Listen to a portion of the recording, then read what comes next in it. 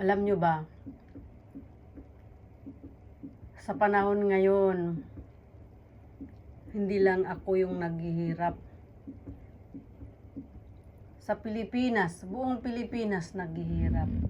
Pero, ang iba may pera, iba wala. Lalo pa yung nawala ng bahay dahil sa sakuna, dahil dyan sa mga bagyo. Okay?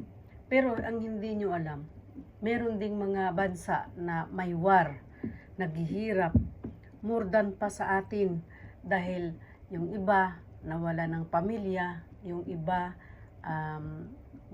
karamihan walang bahay, nawala din yung ibang pamilya, yung isa na lang, yung iba isa na lang yung natira sa buhay dahil sa sakuna na yan. Itong darating na Pasko, ito na lang gawin natin. Kung busy sila, gawin din nating busy. Yun nga lang, ang pinagkaiba, may pera silang nakatabi, tayo wala. Yun. Pero, gawin nating busy ang buhay natin.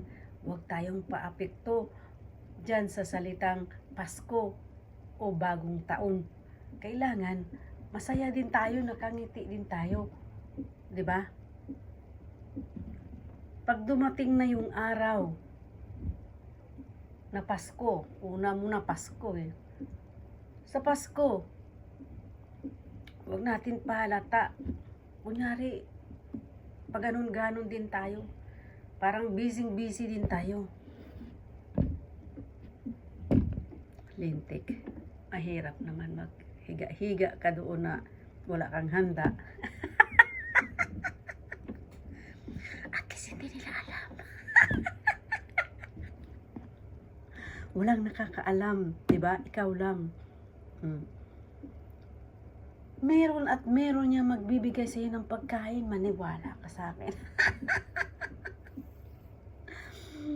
Marunong silang maghanda. Magbigay ng handa, mag-share. O, 'di ba? 'Yun talaga yung meaning ng Christmas. Okay? So, hindi ka nag-iisa, napakarami niya. Kaya huwag ka malungkot, okay?